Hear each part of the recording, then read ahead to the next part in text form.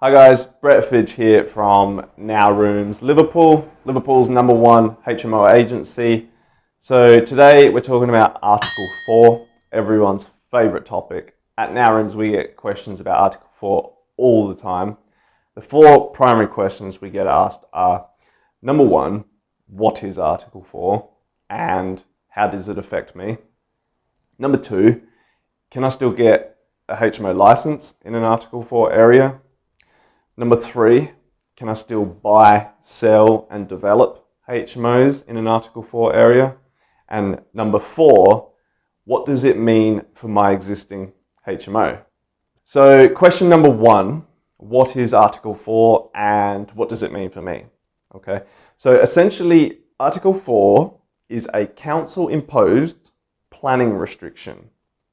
And as an investor, a developer, what it means to you is your local authority has essentially stripped away your permitted development rights. Okay, so outside of an Article 4 area, you can take a C3 property, a single dwelling, it's a family home. You can take that property and convert it into a C4, an HMO. You can do that under permitted development. You don't need to tell anyone, you don't need permission, you just go ahead and do it. Inside an Article 4 area, if you want to convert a C3 to a C4, a single dwelling to an HMO, now by definition, an HMO is 3 or more people from 2 or more households. I'm always referring to the number of bedrooms, okay? Because at Now Rooms, we only ever have 1 tenant per bedroom. So that's an important note. But if you're in an Article 4 area, to change a single dwelling to an HMO, whether that's a 3-bed family home into a 3-bedroom HMO, so just renting the rooms individually, by definition, that's a change of use. And by definition, you need to apply for planning permission if you're going to do that. Whether it's 3 bedrooms, 4, 5, 6, that's a change of use, you need to apply for planning permission. That's essentially Article 4. Question number 2, can I get an HMO license inside an Article 4 area? Now, before I answer the question, it's important to remember that Article 4 is a planning restriction, that's the planning department, and HMO licensing is obviously the licensing department. They're 2 separate departments and 2 separate issues you have to deal with.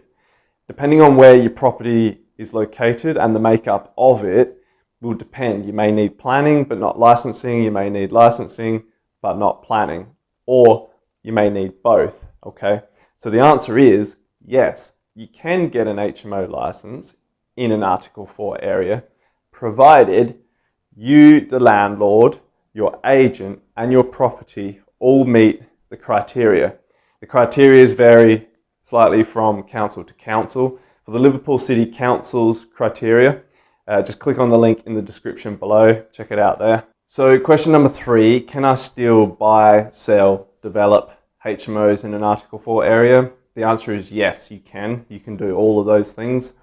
The challenge you have is proving the planning class. So remember, an HMO of 3 to 6 people is a C4. So you just need to prove the planning class. And the easiest way to do that is to obtain a certificate of lawful development from your local planning authority. For the link to the application page for the Liverpool City Councils, just click on the link in the description below. And with your application, it's an online application, you pay your fee and you're essentially submitting proof that that property was up and running and functioning as an HMO prior to the Article 4 deadline. So question number 4, what does it mean for my existing HMO in an Article 4 area? The answer is not a lot. You can carry on operating the property, providing it was up and running and functioning prior to the Article 4 deadline. However, my advice is just for your own peace of mind, get your certificate of lawful development. So you got the proof of the C4, that way you shouldn't have any issues from your planning department in the future, okay? From an investment point of view, it's a good thing, if anything, because supply and demand. So you think there's not going to be any more, or if any, very little HMOs coming onto the market in the Article 4 area. So the ones that do remain, inevitably over time will be sort of forced up in value. So if you already own HMOs in an Article 4 area, well done. It's typically a good thing. And yeah, just get your certificate, have your peace of mind, and be done with it. Okay, that's it for this video. Thank you very much. I hope you've enjoyed it. I hope you've got a lot of valuable insight from it. If you've got any suggestions for topics for us to cover next, or if you think we can help you in any way, please do reach out and get in touch. I'd love to hear from you and love to hopefully work with you soon. Thank you very much. I'm Brett Fidge.